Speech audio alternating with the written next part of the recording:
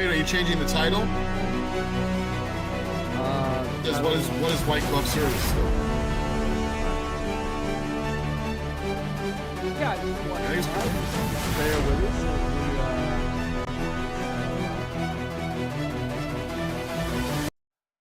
We get this. Good thing we're not using the live as our video. Should be how to let go.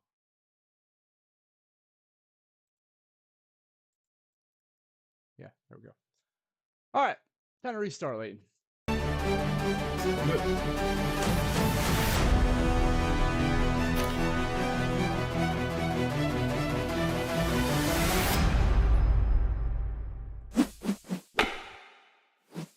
How's it going, everybody? The Lunch Crew live with you here with Chris and Leighton. Leighton and Chris. How's it going, Leighton? Welcome, Breakomaniacs, collectors, and friends, to the 6th episode of the Lunch Crew. Appreciate all of you joining us today. Great. Nick Gable, no more technical difficulties. Yes. It's quite a busy week in the hobby this week, Leighton. I know you and I have been texting back and forth with a lot of the goings on, a lot of the changes. And I guess we start with the new product change and the new service that Topps rolled out. What do you think? Yeah, please. I love learning about the new releases from you. So fire away when ready. So Major League Baseball announced that there would be these jerseys that are their on-field debut of Volpe and several other players. We've known about them for a while. That part is not new. However, what new is they have finally revealed how they're going to be distributed to collectors. And it's as no surprise, they are redemption cards, but these aren't normal redemption cards. Normally you enter a code on a website and maybe eventually they send you your card, right? With these, you still enter the code on the website.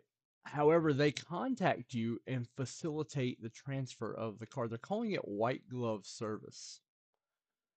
Also, they will submit to SGC, CSG, or BGS as part of the promotion.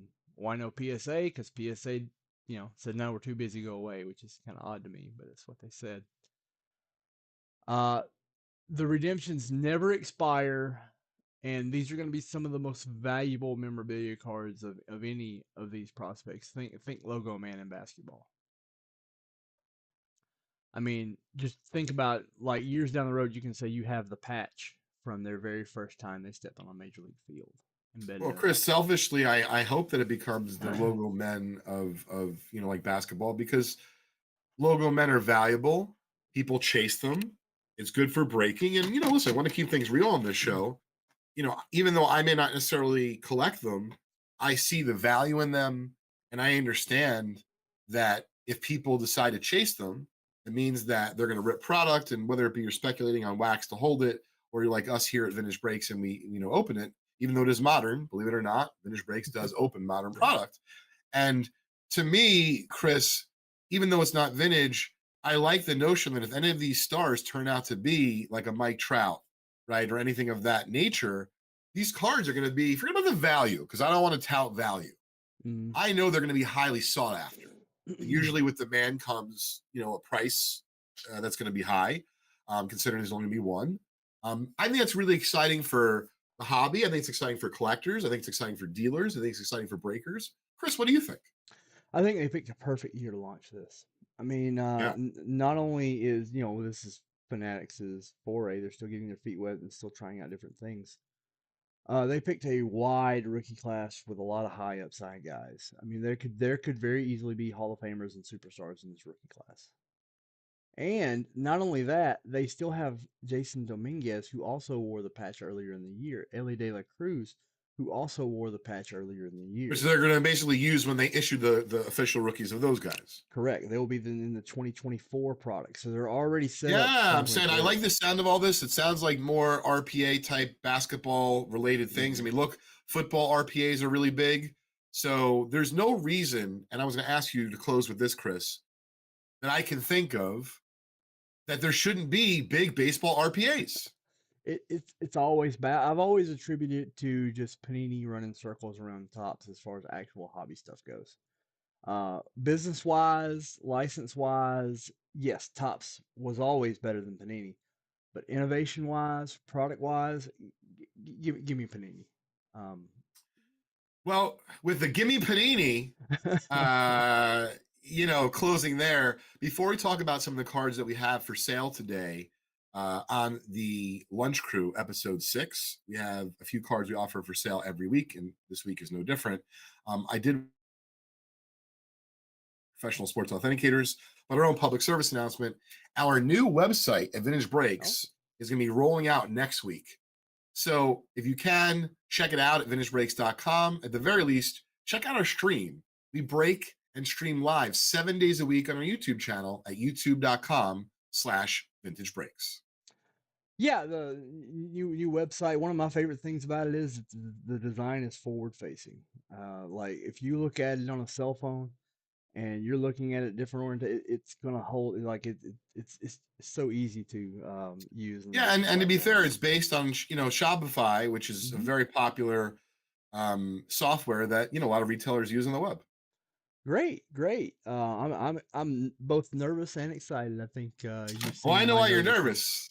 Yeah. Because if no one knows that's listening to Lunch Crew now, Chris Gilmore has been working with us here at Vintage Breaks for several years, full time, and even before that, part time. I mean, I feel like I've known Chris since he was 3 at Yeah. this point, but it hasn't been that long because I wasn't around for the football days. But that'll be a story for a different episode, folks. So, Chris, tell us what cards we have for sale today. So I picked out a couple, and like I picked out a player that both baffles me why his cards aren't expensive, and a player that's cards should be on the rise if he does what he was drafted to do. The first card is the superstar who just can't seem to get hobby traction because well he plays in Kansas City. This is a Sapphire PSA 10 Bobby Witt Jr. And Bobby Witt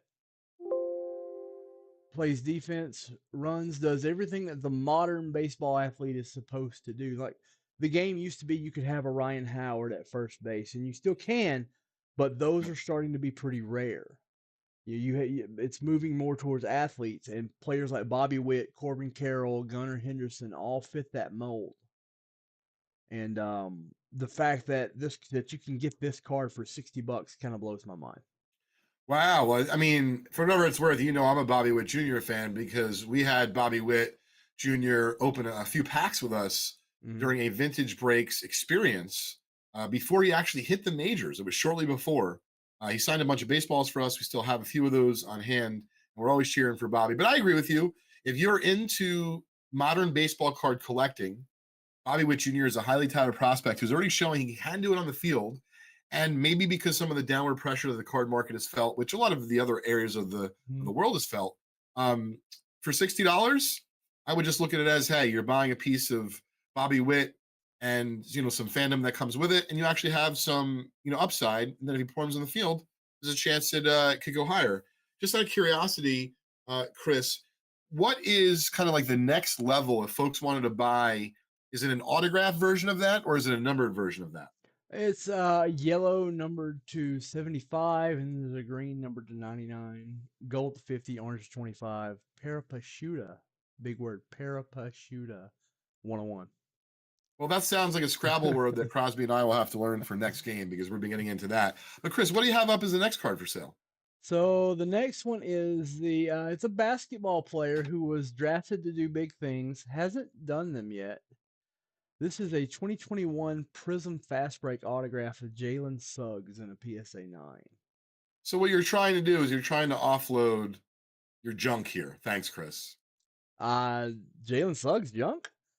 I mean, that's a high lottery pick of a high upside guy. So tell the audience who's listening here about Jalen Suggs. I remember him from college, but I haven't heard much in the NBA about him yet. Well, I mean, 2021 draft. He did sit out the first season with an injury. But like, if you watch him, if you watch games now, he's putting up 20 points, pretty regularly at a point guard position. 20 points is nothing to call your mama about. But however, the consistency's starting to get there, and he's starting to get into the swing of things. Mama, if you're listening, if I scored 20 points a game, I would call you. Yeah, yeah, we would, but like Luca's putting up like 30. It's All still a right, all different right. level. Well, anyway, I understand your point. And what does this cost? It's a $50 card, real cheap. Yeah. Wow. So is that on card or sticker? Sticker, all fast breaks are sticker. All right. Well, for those that didn't know, all fast break autographs that are issued in Prism apparently are sticker autos. I didn't know Yep. that. All right, Chris, let's get to the vintage. Let's get to the vintage. Yeah, your eyes light up when you say let's get to the vintage. Oh, come on. It's yeah. All right, so we got this guy's a big deal. I remember there's shots of him running into Yogi Berra's arm. Yeah, so may he rest in peace. We lost Don Larson not that long ago. This is a 1956 Topps version of Don Larson. Don's rookie is in 54 Bowman. He's got a 55 Bowman card, but believe it or not, his 56 Topps is his first Topps card. Oh. So a full 2 years after his Bowman. It is a very popular card. This one in particular, it really looks like it's near mint. It doesn't look X.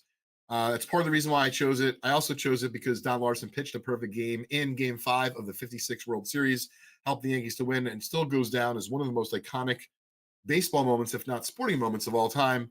And so this card, certainly has the appearance of, I have it in front of me, has the appearance of a 7, meaning a near mint card. It is $100, which is about what 5s go for. So if you're looking for a really nice 5 of this card, you appreciate what Don Larson did, and you either don't have his 54 Bowman rookie, or you do have it and you didn't realize his 56 Topps is a full 2 years later for his first full Topps card. Regardless of all of that, I think it's a great card for the price. If you're in the market for a Don Larson, we're not suggesting in any way, shape, or form for investment purposes you should be buying Don Larson, but I do think it's a great card for the price, and I happen to love 56 Topps baseball. Is that a gray or a white back? Look at you, fancy pants. It's a Daniel gray Lynch back. asked the question. Daniel Lynch asked the question in the chat. Oh, well, good. Good. And by the way, folks, if you're not sure and you're listening to the Lunch Crew, these cards are available for sale at vintagebreaks.com. You can use credit, PayPal, etc. The only thing you cannot use to purchase these cards is break credit. Break, and we started putting that in the title too, so there's no confusion. All right, Chris, we have one more vintage card. I know. We do. It is probably from arguably the most popular set at Vintage Breaks. I noticed when we retail sets, this set kind of stands alone. Well, the T206 set, the 33 Gowdy, and the 52 Topps are really, I guess it's lacking a fourth for the Mount Rushmore, but those are the top 3 baseball sets that come to mind. Certainly would love to hear in the chat, or if you're listening to this show afterwards, let me know in the chat if you had to name a 4th set for the Mount Rushmore of baseball sets. What would it be besides the T206 set, the 33 Gowdy set, the 1933 Gowdy set to be more specific, and the 1952 Topps baseball set? Well, here today we have a beautiful example, even though it's only graded a 1.5. It's got great eye appeal for an SGC 1.5. It is the only card of Dizzy Dean in the 1933 Gowdy set. And this one in particular, like I said, is graded SGC 1.5. It is $650, and it has appreciated in recent years. But if you look at that price versus what it would cost you, for example, to choose one on eBay, you're going to be buying one that's going to look a lot worse than this one, meaning it's going to be an ugly one for the same price. So I'm trying to bring value, of course, to the Lunch Crew audience. We appreciate each and every one of you listening. And by the way, we didn't say this earlier, Chris, at least for my cards. I can't speak for you, Chris, but we've done some really fun trades throughout the years. Recently did one with Jim Ector. I actually traded him 3 Gowdies. He traded me back a mishmash of like vintage Hall of Famers, and he's working on the set right now. I've heard some others in our community are working on the 1933 Gowdy set, including Andrew. So the point is, if we have cards up for sale and it's around that holiday time and the budget isn't quite there, but you have cards to trade, well, listen, you're talking to a bona fide baseball card nerd. So if it's vintage cards, I'm likely going to be interested in some way, shape, or form with something you got. So drop me a line anytime. You can email me directly, leighton@justcollect.com. Chris, if you feel the need that you want to, screen the emails and, let me know. No, I'm just joking. You can hit me up here. You can, meaning through email. You can also DM me directly on Instagram, Leighton_Sheldon. It'd be great to hear from you and try to do a trade. Yeah, Daniel's saying it's a good price for the card. He has an ugly one, and he paid $450. Yeah, no, this is a really good. This is a nice 1.5, and you'll enjoy the 56 tops as well. Yeah. So anyway, those are the two cards for sale. I gotta wave the white flag this week, Leighton. I got like you're this Dean kind of blowing me away here. Like that's a beautiful card. Oh yeah, no, I'm glad that you're saying that because I know offline I can't wait to tell the staff like I just smashed you Yeah, on the field, two yeah. for two. I mean, you can go crawl back into the dugout if you want. You can take a knee. You know, you got some clock. You Yeah, know. you can take a Yeah, knee, whatever you yeah, like. yeah. All right, that's great. But let's go from old to new. Let's talk about, speaking of new, some new releases. What do we got on the docket? So like we're getting to that point in the calendar where things get a little scarce as far as actual hobby releases. You're gonna see a lot of things made for Costco. You're gonna see a lot of things like they made this like specialty box for Costco. You're gonna see them do a lot of retail stuff. You know, the holiday mega boxes and stuff like that are coming out, and that stuff's all fun, impulse style stuff. But we're talking about the meat of the hobby, which is most people watching this will be into. It's Topps Chrome Update is the best of the stuff to come out in this release cycle. It's where those 101 debut patch autos are. It comes in regular hobby in a new format, which is Breaker's Delight. And Breaker's Delight is kind of like think of another borrowed concept from Panini, the Choice Box, where they have a very trimmed down version of the content without so much base cards. I can't keep a straight face. I think Breakers Delight, and I'm like, oh my god, are they ordering Chinese food today? I'm Yeah. not sure. They think there's like some dish there named like Chicken Delight, and I'm like starving. But I did hear about Breakers Delight because as soon as I walked in today, excuse me, as soon as Sam walked in today, I say hi to him. Second word out of his mouth, he's like, "We got more Breakers Delight." I'm like, "What?" He's like, "We have to get more Breakers Delight." I'm like, "What is that?" Yeah. I I think he texted you. yeah, I really agree with Sam. It's gonna be difficult, but I do agree with Sam. Oh, But listen, we'll try. But I do dig this about Fanatics, and I think this should not be taken lightly. I'm appreciative of it. I know I'm grateful of it. I think, of course, the modern collectors are grateful of this. I love the fact they created effectively a licensed baseball RPA rookie of some of the top rookies right now. mhm, Baseball itself for these young kids is on fire. Second of all, they didn't exclude retail, right, no, Chris? absolutely You can not. pull this anywhere. Yes. And one of the things that I found unsettling about NT basketball is, and I know, folks like the guys at Blez, for example, you can buy a spot in like their crazy National Treasures break for like $29, but you don't necessarily get a card. You know, like a chance at a card, a Mhm. thing. It's very expensive, but you can potentially participate. This is my point. Why does it have to be only in National Treasures? Why just for the rich? So I Right. do like that I could be with my 8 going on 9-year-old son. We could be at one of these retail establishments, spend an amount of money that we can afford for our budget. Right. And you Yeah. could be in the car, and I could be like, oh my God, I need a holder. Do this like we call them steering wheel breaks in Facebook groups because they always get the steering wheels, and some people like to flex with their I know, but force I dig logo. that. And Yeah. like, Yeah. hopefully they're not just trying to model. Oh, come on, man. We've all been there. We bought a candy bar. You bought food from like the Chinese food local store, right? You bought a bagel sandwich, and like you don't wait till you get home. You get Yeah. into the car and you hit that right away. Yeah, just the struggle is if you hit something that needs protecting, you better make sure you got something in the glove box. You need to travel with Exactly. sleeves and top loaders and card savers. Appreciate Alfred saying he thinks that Dizzy Dean would make a wonderful addition to anyone's collection. It would for $450. No, sorry, Yeah. Yeah, $650. 650. That was the one. For $650. Nah, listen, I get it. But I was throwing out the point though, and I don't want to digress here. I think trading is really important, and I do want to credit here Rob from Burbank talks about liquidity. Everyone runs a different business, so I don't think that you should try to run Rob's store and Mhm. be as big or is the depth of millions of cards. I mean, you're gonna lose your mind. Spend the rest of your life building that. Build what you think is great. Same thing with the collection. Build what collection you think is great. But we're here to help you. I can't speak for Chris, Oh, yeah. but I am. Joking aside, my gut or my guess is if there's a card even in the $100 range and you don't quite have the money or the funds, especially with the holidays around the corner, drop us a line offline. We Yeah. will be happily to engage you in a possible trade. So just let us know. But getting back to the new releases, I'm super pumped about what Fanatics did with Tops, allowing the masses to pull some of these baseball RPAs, which, listen, I'm super pumped about.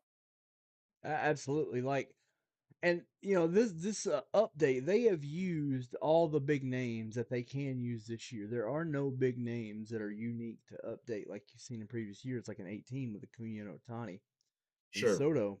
Like these aren't they're this isn't Jordan Walker's first run flagship.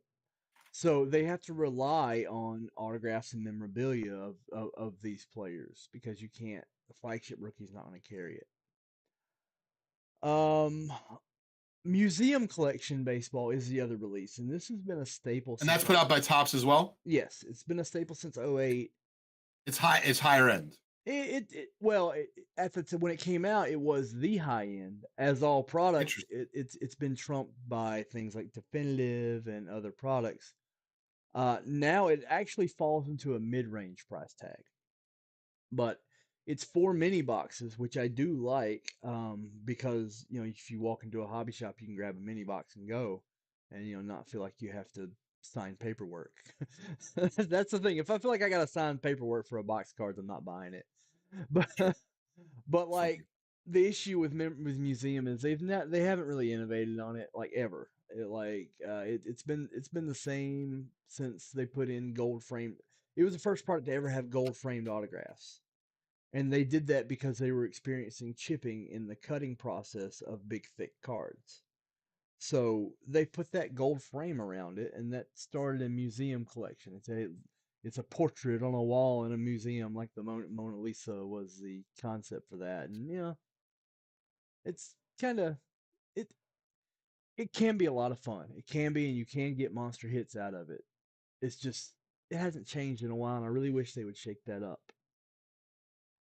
Well, I understand. I just think, as a general sentiment, they did a good job with the fact, as you said, some of these guys have already had flagships, Hmm. and I think there's a lot of value. And like I said, to me, does Fanatics and Tops want to do a lot of sales? Yes. Are they for profit? Yes. Might they go public? Yes. So no one thinks they're doing this for charity. I'm just also a realist, right? I collect. I also, consume modern product. I may not buy a lot of it, and I certainly prefer vintage. But make no mistake, man, I hope that I get my son into the hobby, that he likes opening baseball packs, so that we can bond over it. And listen, one day if we pull one of these super duper cards, awesome. And if we don't, I'm certainly gonna be excited for the other folks that do. I like shout out to David Adams and other companies like them that are putting out big bounties on these cards. I think that is kind of like some of the icing on the cake because I don't know how long Fanatics and or Tops will be always issuing bounties. Maybe we'll see more of it in the future. So I just think in general, I like the way things are evolving, Chris. Would you agree? Oh, I definitely agree. I love where Fanatics is going from the hobby aspect. There's some things business wise, and there's been a few gaffes that I'm like, Of but course. they've used some of those gaffes as a great Wait, so from opportunity. now on, Chris, anytime you make a mistake for us on Vintage Breaks, we're gonna just do an electroshock. I won't even have to talk to you on the phone. we're, Like my we're son already wears, doing that. a patch for his medical condition. You're gonna wear like something that gets an electroshock from Central. We're already doing that. Just so you know, we've been doing that for That's why John. you've been doing a better job. I've noticed. John rolled that out a year ago, and he Yeah, I also was thinking. I think they cranked up the voltage about 60 days ago, yeah. but But I could be wrong. every third mess up, and you may have seen this on the airline miles, he will fly down and actually issue a swift kick to the backside too. All right. Well, before we move on, Monty says, and I agree with him, kudos to Fanatics and Tops to giving a one-of-one RPA chance for $10 a pack or in that vicinity. You can't beat it. And in this day and age, honestly, I hear my dad in the background saying, you know how much eggs cost? I'm like, no, Dad, tell me how much eggs cost. By the way, Dad, I don't know if you know, but we talked last week. You told me how much eggs cost. Yeah. He's like, I don't care if I repeat myself. I'm like, I know, but I do. Well, eggs are expensive. So that's my point, is everything's expensive. Eggs, everything is expensive. And that was really cheesy. But we're trying to have some fun here on the 6th episode of the Lunch Crew. And speaking of having fun, Chris, I'd like to dive right into the last topic if we could. Great. So we're going to get right into the whole how to deal with your cards. It's a time of year of the holidays. We want to, of course, be grateful. We're appreciative for our families and our loved ones, and in some cases, our jobs. I can't speak for everybody. But everyone is a collector, is we're all grateful and thankful for our cards. But the joking aside, at some point, there comes a time. Look at Chris and I, we're selling 2 cards each. But everyone has to sell cards at some point. It's not particularly hard to sell them, but you know what's difficult to do? It's difficult to sell your cards and have a price in mind that is realistic and you're going to achieve that price, or just to simply let it go. So, what I wanted to do is I wanted to give you some advice from, if you will, the horse's mouth. Because believe me, I've been on countless meetings and deals and talked about cards on dates. Maybe that's why they don't call me back. But joking aside, I wouldn't sell any of these cards if I didn't have to. So I'm with you, the collector, if you're listening. But here's the deal. Most of us will sell something. And so something that's really helped me, Chris, and anyone who's checking us out today or in the future on the Lunch Crew, is I try to look at the cards and become unemotional first. So whatever, it's a card, it's a group of cards, it's a set. But once I've decided I can sell this card, or this group of cards, or this set of cards, I then figure out what's the best course of action to do that. And it's very simple for me.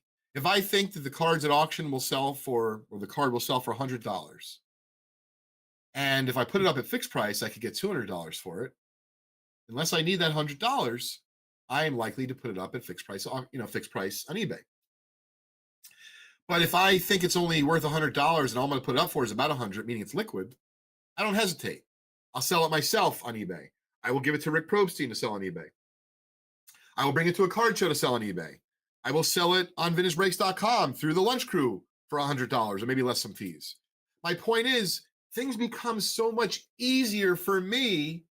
I still like the cards, but I have a lot of cards right now. A lot. I'll just show you in case you're not sure. Not sure you saw this the other day. Give me 1 second here. And we'll be talking about this on Trading Card Therapy tomorrow, because we're about to get potentially a big collection. I want to talk about that. So check this out, Chris and gang. This is what came in. This is not everything. This is from my recent trip to Tacoma, Washington. That's a Do lot. you see it on the camera, Chris? Yeah. A lot of cards, man. So this is my point. I haven't gone through them yet. Once I do, I'll be ready to sell some, if not all of it. But do yourself a favor. Try to, figure out a very small portion. It'll make your holidays more fun. And I'm not saying you need more money for holiday spending for your loved ones. I mean, for you. You're right. There is, and I'm being, listen, I want to keep it real on the Lunch Crew, right? And we're having some fun, but we also want to help people who are listening. There is incredible deals right now from call them big box retailers in our industry. Blowout Cards, who I bought from, has amazing Black Friday sales all month long. David Adams, Steel City, even my buddy Steve Hart at Baseball Card Exchange. I think he does something kind of cool and unique around this time of year. So what I'm saying is, if you want to free up some funds before you hit the panic button, you're like, oh my God, Monty's going to text me late. I have to buy 84 Topps baseball again. By the way, Monty, yes, you have a problem. He's asked me before. Stop buying 84 Topps baseball. You already have a 17 Don Mattingly rookies. It doesn't change. So free up some liquidity. Use your local eBay consignment seller, national eBay consignment seller, sell on eBay yourself, sell it to us here at Just Collect. We'll pay you very fairly. And if you don't believe us, check out our blog at blog.justcollect.com. Literally have spent tens of millions of dollars on some amazing collections through the years. And those FedEx packages I showed you, I'm going to talk more about it on Trading Card Therapy, my 48th episode tomorrow. And yes, that's right. I was supposed to do my 48th episode last week, and I did. I didn't hit the record button. So I had a, like a trial basis, if you will, for the 48th show. I worked out some kinks, and we're back better than ever for that show. But seriously, getting back to center here about your cards, Chris, would you agree? The moment you become unemotional, it's just so much easier to sell your cards. It is, and also you have to, with the way I do, like vintage, you're looking at what has happened. With modern, you're looking at what might happen, and you have to look at a player and go, hey, if he reaches full stardom, what does it mean for this particular card? And if the answer is, not a whole lot, you should probably get rid of that card and get into something where you can say, hey, yeah, this card's got a lot higher upside. And I agree with that wholeheartedly, Chris. I think that's a great point. I also would like to throw out there, what if you started a set and you're like, oh my God, I started that 12 months ago, 6 months ago, 19 months ago, and you have $400 in autographs or in vintage cards in a set. You're like, I hit this from Vintage Breaks. I was thinking about starting a 54 top set. Meanwhile, you have 17 cards. One of them's a Jackie. You can cash out for $400 that week. Like, you're not completing the set. So unless you don't have another Jackie, get rid of the lot. Yeah. That's my advice, is become unemotional first. Then the selling isn't nearly as hard. You're correct. However, if you think you can build the set. A little Faustian Well, Neville. here's the thing. If you have a problem, by the way, we're going to put up at the end of the episode, we're going to put up a hotline number. It's direct to Chris, because he'll just help you come right back off the ledge. And with that, we're going to wrap up our 6th episode of The Lunch Crew. I sincerely hope you enjoyed our episode. If you did, please hit the like button, share, so that way more people can learn about our hobby and get more people involved. It'll be great. Yeah. Thanks, everybody. VBLunchCrew.com. Hit it.